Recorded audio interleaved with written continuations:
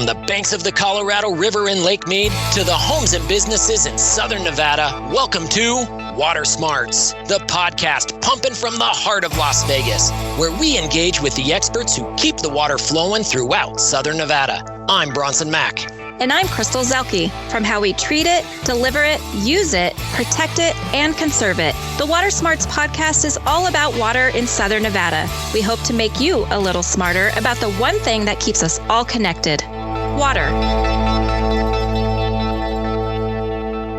Hey, Crystal, how are you today? I'm doing good, trying to keep up on all the news and the headlines and all the things that the Water Authority has been in lately, which we're going to talk about today. Yeah, there is a lot going on.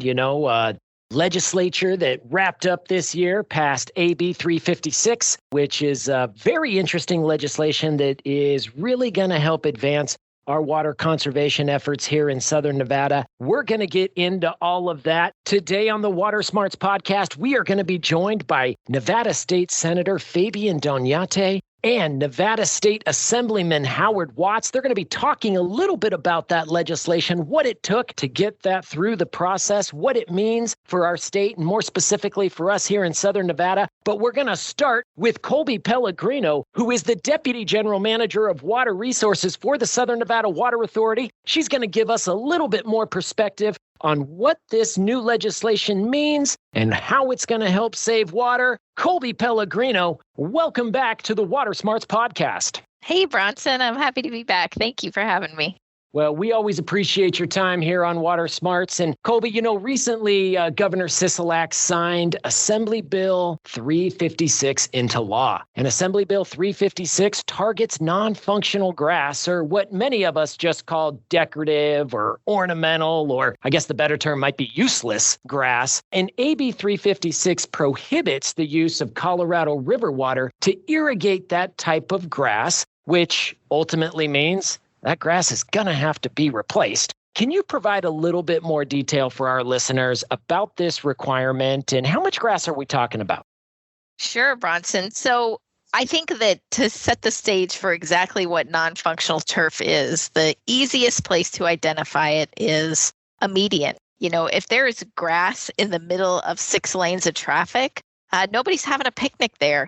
But it's true elsewhere that it might not be as obvious. Some places you drive around the valley and you have these long strips of turf right next to the road. And they do look pretty when you walk by sometimes. I personally think native plants look prettier, but nobody is coming to this sloped little hill of grass next to a 6-lane road to play with their kids, to have a soccer game, or anything like that. So that's really the type of turf that we're talking about. And we estimate that there's about 4,000 acres of that type of grass in our community today. Well, that makes sense then for AB 356 to be targeting that type of grass. I mean, you're talking about grass that is wrapping around commercial buildings or adjacent to parking lots or running down the side of a street. And there's so many other landscape options that are out there that use less water. And actually, as I think about it a little bit, Water Smart landscapes definitely more diverse than just plain grass landscape that you might see. But Colby, can you explain a little bit how much water are we talking about here? Because that's really what this is about. It's about the water savings. So if we are to replace this 4,000 or so acres of useless or decorative grass with Water Smart landscaping, how much water are we talking about saving? In all of our studies, we show that in comparison to desert landscaping, turf uses about 55 gallons per square foot more than your average desert landscaping. So when you add up across this 4,000 acres, the amount of water savings we think we can net, it's about 29,000 acre feet of water a year. That's a little bit more than 10% of what we used last year. So a pretty significant savings in terms of the amount of water that will come back to us as a result of removing this non-functional turf. It's actually more than the entire Las Vegas Strip uses every year. So pretty significant, again, water savings for us. The one thing that I'll add to that too is we know that these narrow strips of turf are really inefficient to irrigate. So we actually may be saving a little bit more water than that when all is said and done. Colby, you said that's about 10% of our water supply that is currently being used to irrigate this type of non-functional or decorative grass. That is amazing. And when you consider that the Las Vegas Strip as a whole uses about 7% of our community's total water supply, but they only consume about 3% of that water supply because the vast majority of their water use is indoors in the guest room, and we get to reclaim and reuse all of that water. It is just almost incomprehensible to think that grass that's lining our streets is using more water or consuming more water than the Las Vegas Strip. Unbelievable. Colby, over the past 20 years, the Water Authority has removed about 4,000 or a little more than 4,000 acres of grass through the Water Smart Landscape program, and this new law is targeting just about that same amount. So can you explain a little bit about why this legislation is so beneficial in our efforts to replace the remaining decorative grass in Southern Nevada? Sure, Bronson. And I'm going to tackle that from two different standpoints. The first one being locally the challenges that we have, and the second one being kind of the bigger water supply picture. So here locally, we've been going after this useless grass for 20 years. And the reality is we don't have another 20 years that we should be sitting and wasting this water with everything that we know about the current drought and climate change. The other thing that people don't necessarily think of when we talk about taking out this useless grass is sometimes it's really hard for us to get to the right decision maker in a property to actually make the decision to take it out. So you think of an office complex where there's a property manager on site that has some ability to make decisions about maintaining the property, but they may be owned by a group that's not even in the state. And sometimes when you go through different levels of ownership, it's actually sometimes hard to find out exactly who owns the property and to get to the person making the decision. And we've been starting to do that. It's been very difficult. And I think we just finally reached the point where we've been really voluntary about this for 20 years, and enough is enough. This is the time where this turf needs to come out. It is a luxury that we cannot afford in terms of wasted water. The other side of that, Bronson, is our local water supply picture. So the Colorado River has been experiencing drought for an incredibly long time, 20 years. My entire career here at the Water District has been within drought on the Colorado River.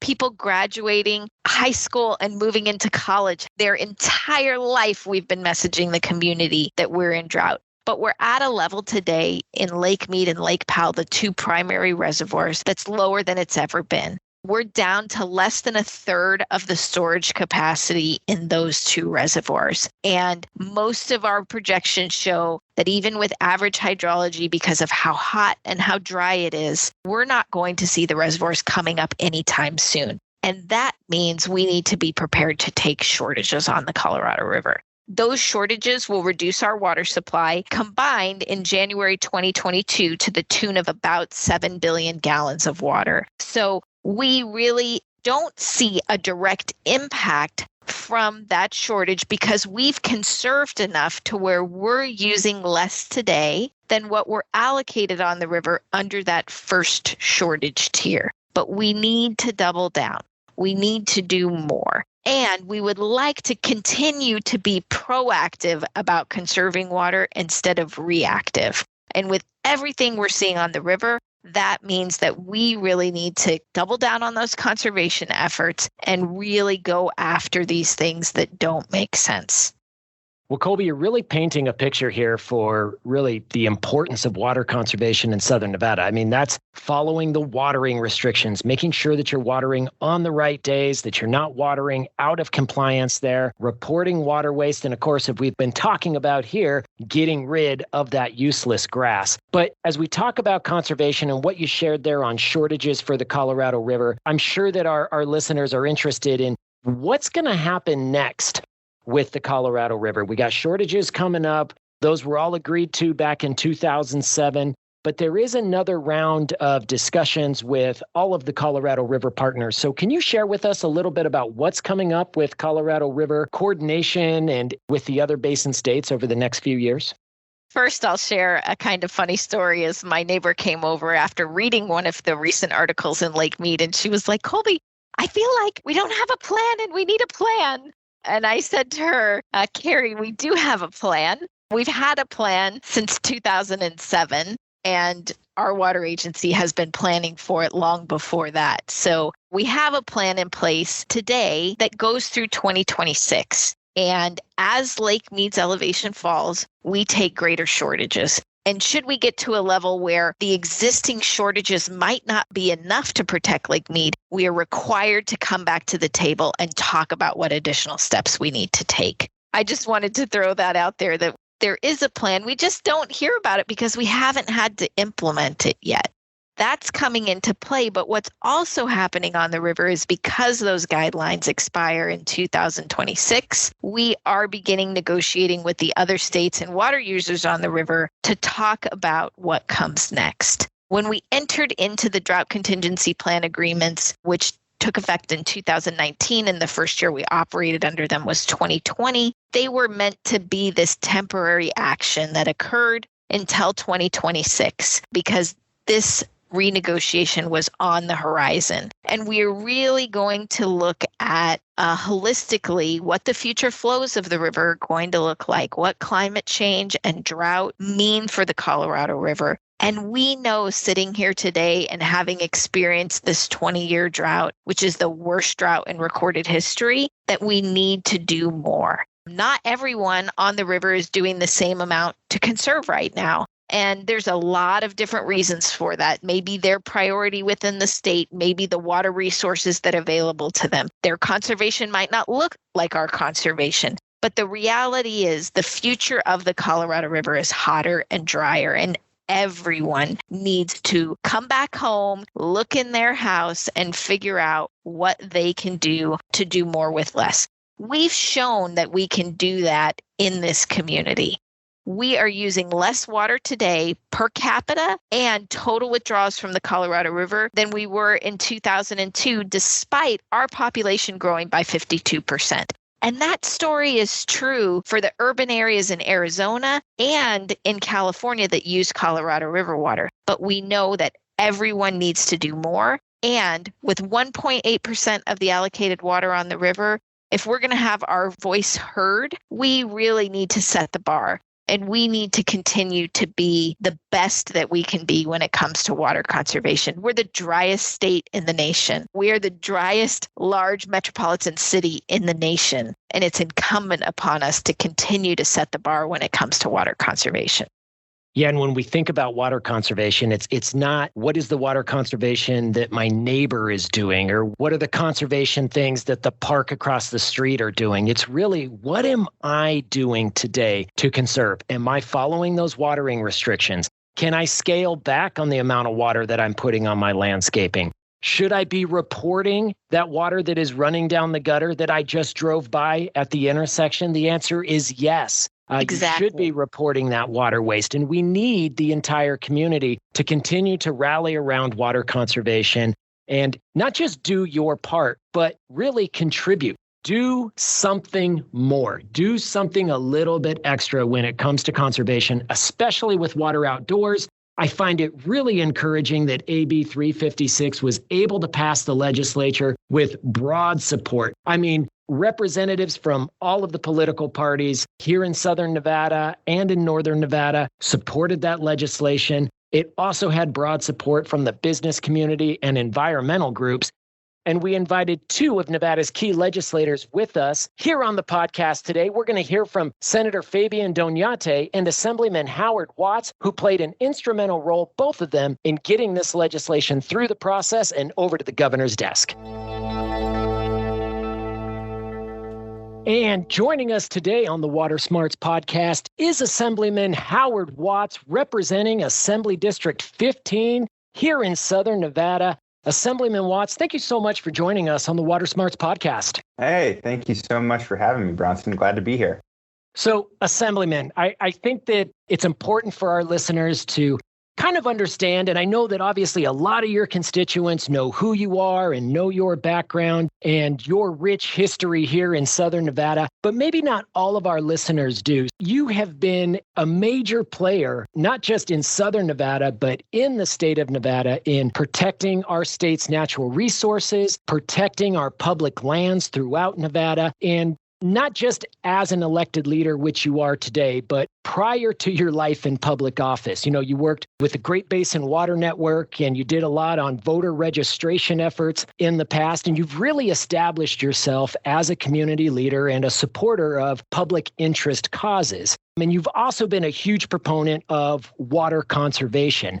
Can you just help our listeners understand kind of where do you come from in regards to conservation? Why has this been such a cause for you, and why is it important, not just for Southern Nevada, but Nevada as a whole?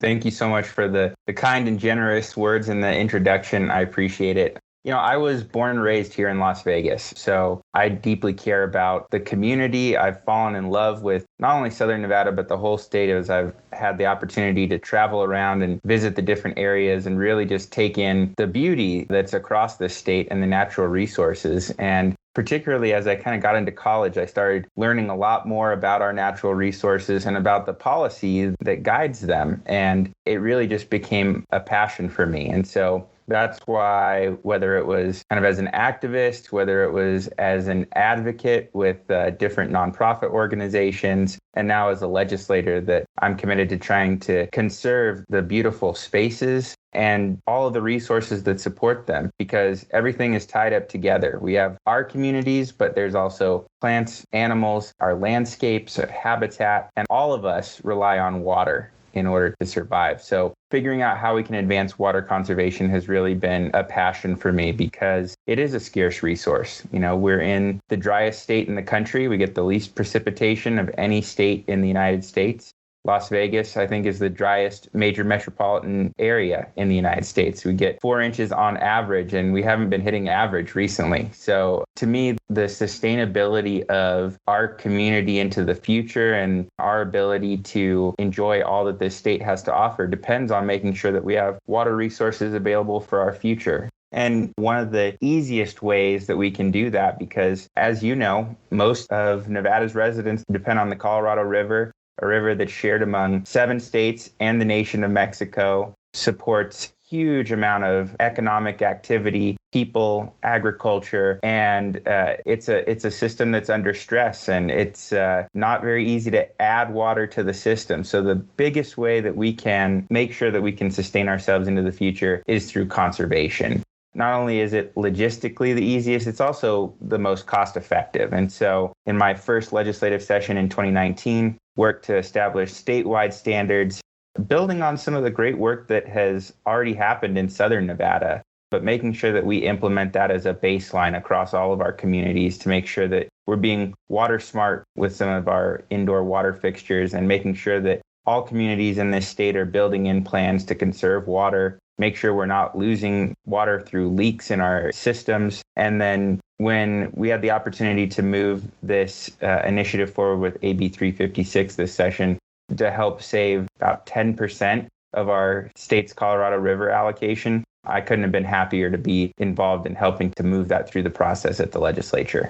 So as that's moving through, and obviously you have the opportunity to hear from the public and to hear from your colleagues with regards to their thoughts on the bill, what did you hear? Did you hear a lot of opposition to the bill? Did you hear a lot of support from the bill? Like, what did you hear out there as you were moving that through?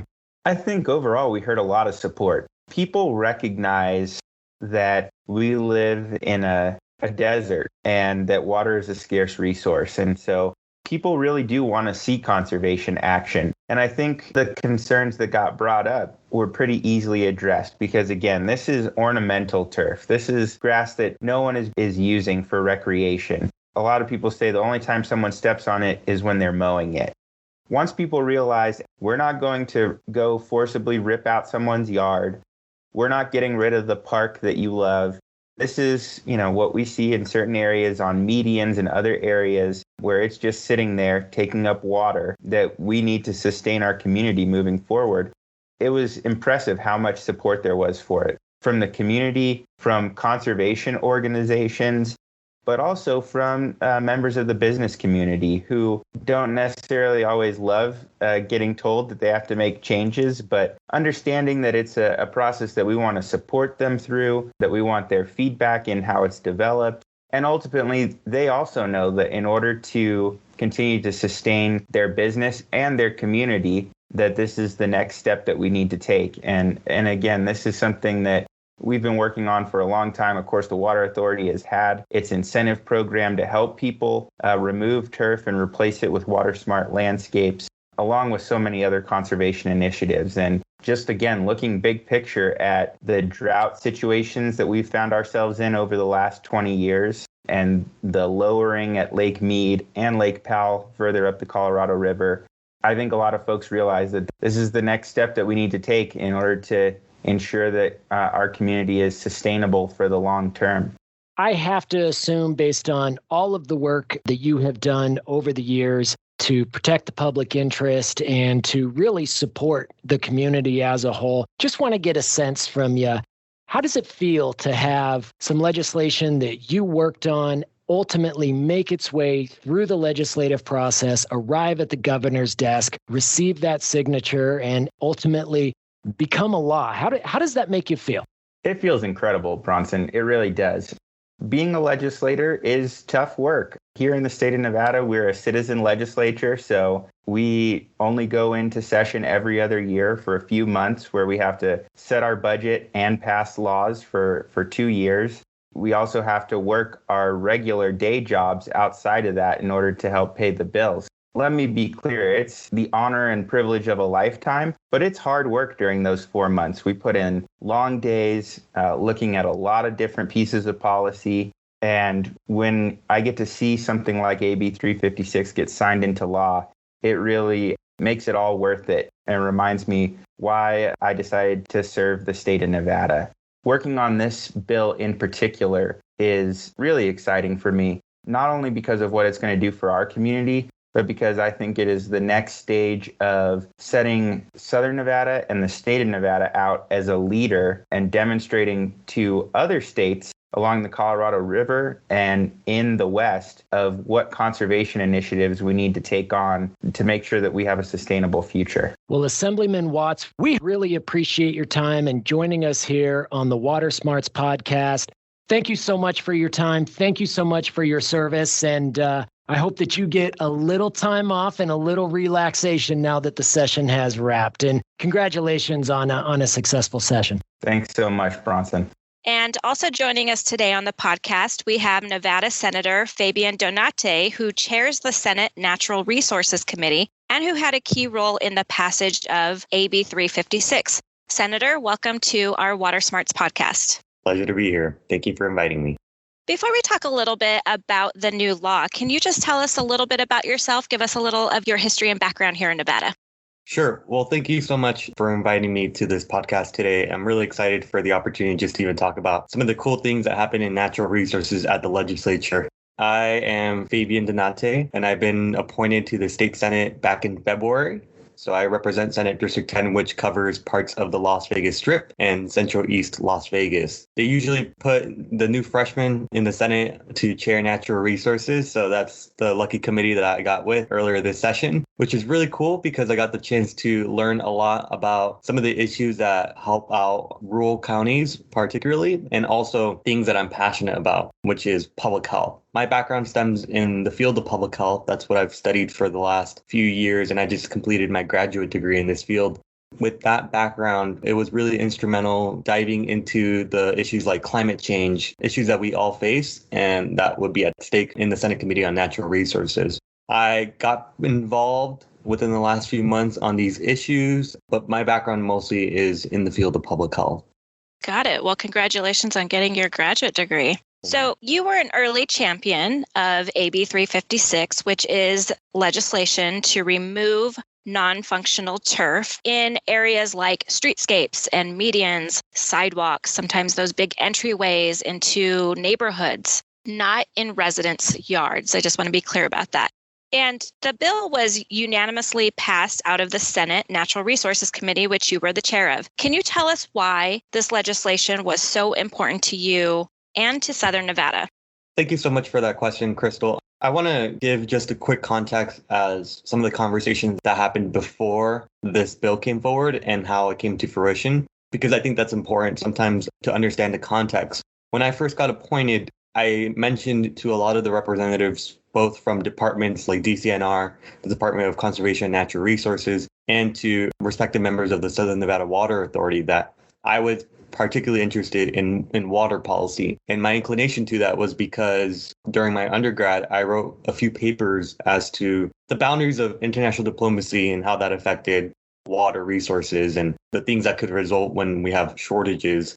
And as we know, when we have water shortages, that creates a big public health crisis, whether in terms of migration or lack of food access. I also had the opportunity to travel to Israel when I was in my undergrad. And so I saw a lot of the innovation and the investments that they made in water technology over there.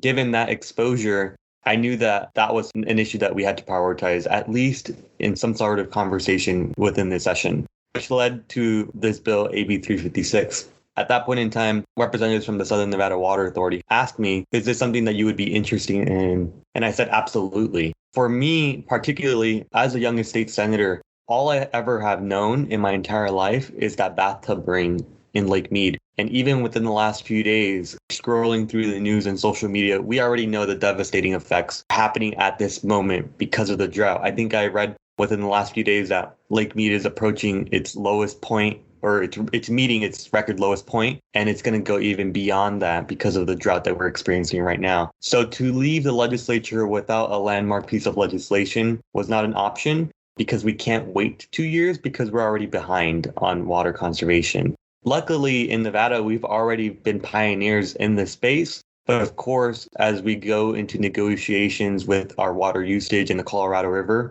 we need to have every tool that we can at our disposal so that we can address water conservation in its entirety. And this bill, I felt, was a really good bill to pave the way for that conversation. It wasn't really controversial. I think that it had a lot of buy-in from community groups and from the business groups, which is always a good thing. And it sets us up for future negotiations where we have taken steps that other states have not, that other people fear taking these steps, but we know it's the right thing to do. And so that's why I was an early supporter of this bill. And speaking with members of my committee, I think they felt the same way, especially for those in Northern Nevada, because a lot of the issues and the water usage that we use in Southern Nevada affects the entire state. So any way that we can make progress on this step is an important thing to remember. And I think that's what paved the way for this bill passing.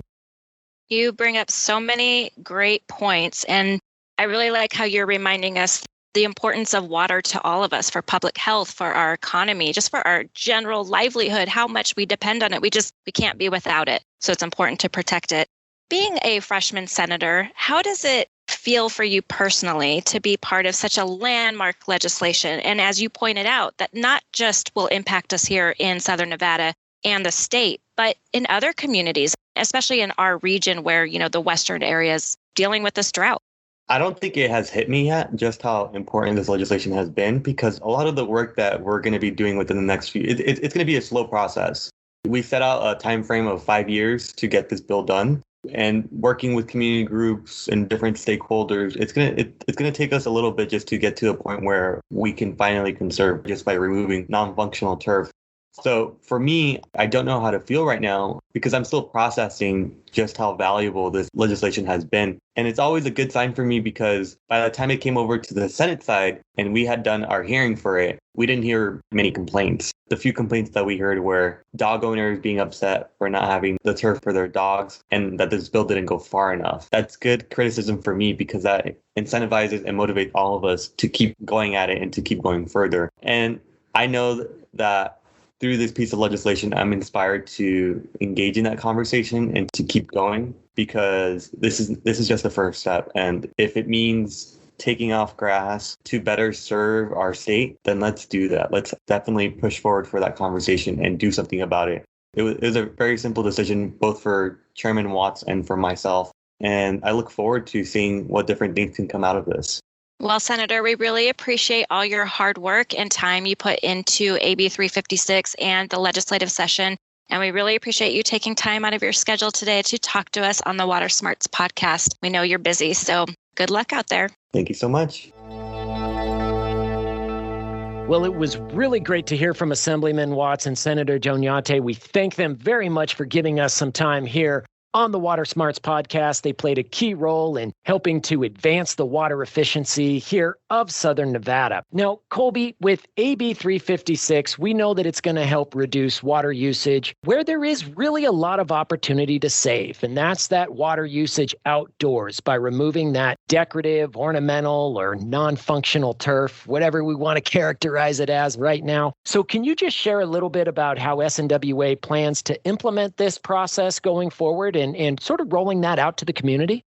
Sure, Bronson. The legislation actually required that we convene a citizens advisory committee, and it spelled out the representation on that committee. It includes representatives for commercial properties, governmental properties, multifamily housing, golf courses, and there's actually 2 HOA representatives. And I believe the last is an environmental organization. And what that committee is going to do is come together and really help us go through sector by sector and say, this is what non-functional turf looks like in this sector, so that we have some really black and white rules for people to be able to look at and say, okay, if I'm an HOA owner, I know that this is the turf in my community that needs to come out. And then we hope to take those recommendations from the Citizens Advisory Committee to our board before the end of the year sometime. And then they would be formally adopting definitions for what turf needs to be removed by the end of 2026. So through that process, I'm assuming then that like entrances to HOAs that have grass, that is the kind of grass that's going to fall under AB 356. If there's grass that's sitting outside of the front of, I don't know, a golf course that's not part of the playing area, or even maybe outside of a school or something of that nature, grass that isn't necessarily used for that recreational purpose, this committee is going to help define and make sure that that kind of grass is included in this process. Exactly. Well, it looks like the Water Authority isn't really letting any of this grass, pardon the pun, grow under its feet. But, this advisory committee will be comprised of representatives from all types of properties and all types of sectors to ensure that this law is in full compliance. The committee, obviously, as you've indicated, is going to make some recommendations, and then the Water Authority staff will get to working their outreach activities and making sure that these properties know about this law, know about what the requirements are and what the expectations are. And I also expect that SNWA will start offering some help with some of these conversions through the Water Smart Landscape Rebate Program. Is that program still going to be effective here for these property owners, Colby? So yes, Bronson, the Water Smart Landscape Rebate Program has been a cornerstone of our conservation efforts since 2000. And that's where businesses and homeowners that want to participate in removing their turf get $3 a square foot for the first 10,000 square feet of turf that they remove, and $1.50 a square foot thereafter. As we sit here today, that rebate is available to everyone in the community. We are not going to increase that rebate, and we have limited resources and a capital plan that includes funding for water conservation that we're going to be very closely monitoring. I can't guarantee you that we'll continue to rebate all the way to 2026 because this is now a requirement. But we will today, we're offering that rebate, and we plan to continue to do so at least for the next couple of years. But I think it's incumbent upon everyone to figure out what they need to do now and adopt early instead of waiting until the end. I think that's a really good point, especially when we're considering the fact that we're talking about some public dollars here that are being made available to really conserve water, save water resources for the community. This is sort of an act now situation. If you want to get your project in line, get a $3 rebate for the first 10,000 square feet, $1.50 beyond that, get your project in, go to our website, visit snwa.com. Is that the spot where we're supposed to go, Colby? Yeah, and there's one other important thing. You have to call us before you remove your turf if you want to get the rebate. That's our number one complaint. We need to have somebody set eyes on it and measure it before it comes out. So sign up first. We'll get somebody out there and then get started. But snwa.com is the best place to go to get all the information about that incentive program as well as some of the other incentive programs that we offer.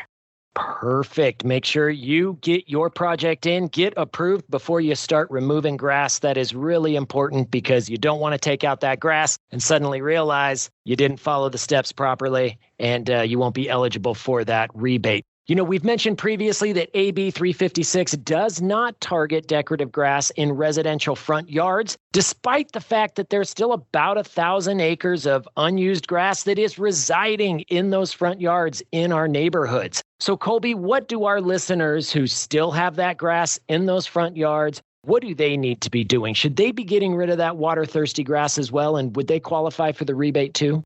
Yes. If you are not using your front yard turf, if there's nobody out there playing in it, your kids aren't there throwing a baseball, that's turf that should come out. A lot of the desert landscaping options look really beautiful. Homeowners are eligible for projects just like businesses are. It's that same $3 a square foot. If for some reason you're choosing to keep your turf, I would say follow the mandatory watering restrictions. You do not need to water your grass in the winter the same amount as you do in these 117-degree days. 6 days a week in summer, never on Sunday, 3 days a week in the fall and spring, and 1 day a week in winter. We could save a huge amount of water, about half of what we can save by taking out all this turf, by just getting people to increase their compliance with that seasonal watering schedule. Check your yard. Make sure you don't have leaks. Make sure your sprinklers are spraying where they're supposed to, and that we're not watering asphalt, concrete, and cinder block walls. It'll save you money in the long run on the maintenance of those hardscapes as well. Install a water smart controller. I have one. I control it from my smartphone. And when we have these monsoon rains go through, it takes me about 10 seconds to delay my clock for 24 hours, saving me water and money on my water bill. Those are probably the three most meaningful things that we can have people do. In addition, report water waste. If you see people watering on the wrong day, watering midday in the summer, water spraying off their property, or a leak, every municipality has either an app or an online way to report that water waste, and we encourage you to do so. Fantastic stuff there. Follow those seasonal watering restrictions. Make sure you check your irrigation system so that they are not misaligned. Get a water smart controller. Really like that recommendation, Colby. I have one myself, and it's pretty awesome to be able to set your sprinkler clock from the comfort of your couch through your smartphone. And we're also familiar with using our smartphones anyway. It's really the way to do it now. You don't actually have to go out to that garage. Colby, at the end of each podcast, we do ask listeners to submit questions. Sometimes we get some, sometimes we don't. But today we actually do. And so I would like to bounce one of these questions off you. It's a blind item coming your way, and hopefully you're game to take it. You up for it? Of course I am. All right. And this one comes from Rosalie, who asks, why new developments are allowed to have so many plants and trees, and whether we've ever considered limiting the number of plants that can be planted in any new developments. That's a great question, and I think it comes down to perception. So again, drip irrigated landscapes use far less water than grass. All of the plants and trees on average in a drip irrigated landscape are using 55 gallons per square foot less than that turf. And we want shade from trees and plants. We don't want to live somewhere that's rock. I live here too. My kids live here. I am born and raised in Las Vegas, and I don't want to drive through the rock jungle. There's lots of very beautiful desert plants out there and trees that are well adapted to this climate. But those trees also serve another purpose, which is shade. And shade helps us combat the urban heat island effect, where cities, because of all of the asphalt, tend to stay hotter at night than they used to previously. And shade is the number one way to combat that. So if we want to do the responsible thing, it's to get more desert adapted trees out there than we have today. And that will help all of us combat those really hot days in the summer of the future too. And Colby, our last question is sent to us from Parker. And Parker wants to know, how come we put so much emphasis on water conservation outdoors? Shouldn't we also be saving water indoors as well? I love that question. It's a really good one. I'm going to fire that one over to you, Colby, if you'd like to take it. Sure. And I like answering this one too. There's a lot of reasons that it makes sense to do indoor water conservation. It helps on carbon footprint, energy costs, the amount of chemicals that we use as an organization. But since we take all of the water that hits a drain, treat it, and return it to Lake Mead, anything used indoors in that way does not count against the amount of water that we're able to take from the Colorado River each year. So we focus our efforts on the area that has the biggest impact on the Colorado River, and that's the water that we use outdoors in landscaping and in cooling. I love that. All of the indoor water that gets used here gets recycled, safely returned back to Lake Mead, extends our water supply. Colby Pellegrino, Deputy General Manager of Water Resources for the Southern Nevada Water Authority, thank you so much for joining us here and educating us a little bit on water smarts. Thank you, Bronson. I look forward to working with the community as we implement these new water conservation measures. Well, Crystal, another jam-packed Water Smarts podcast here. Great having Senator Doñate, Assemblyman Watts, and Deputy General Manager Colby Pellegrino with us today to talk a little bit about this turf conversion legislation, huh? What'd you think? Well, it's very interesting to me. For one, I'm really interested to see where this takes us as far as being a leader. We already are a leader in water conservation efforts, in our country for sure and worldwide. And I'm curious to see who might follow in our footsteps or who might collaborate with us. I just think this is really important stuff. And I'm interested in it. I think it also just makes a whole lot of sense. When you consider the fact that we're talking about grass that is surrounding parking lots at grocery stores or grass that is outside of a dentist office or outside of a strip mall. I mean, it's grass that is just sitting there soaking up our water supply. And when you put it in perspective that it's that kind of grass that nobody is using that is drinking 10% of our total water supply, it really does make sense to get rid of it. It's 5 years, so we're going to be talking quite a bit about this going forward. Hopefully we can get most of that grass out within the next couple of years, and it doesn't take the full 5. But this is what it takes to help ensure that we've got reliable water supplies here in the desert, because saving water is desert living. Well, that's it for this episode of the Water Smarts Podcast. We hope you subscribe and listen next time. And if you have any questions, you can send them our way via email. Send it to watersmarts@snwa.com or visit us on our website at snwa.com. We'll make sure to respond back to your question with an answer, and maybe we'll even talk about it on a future episode. Thanks for joining us, and we'll see you here next time on Water Smarts.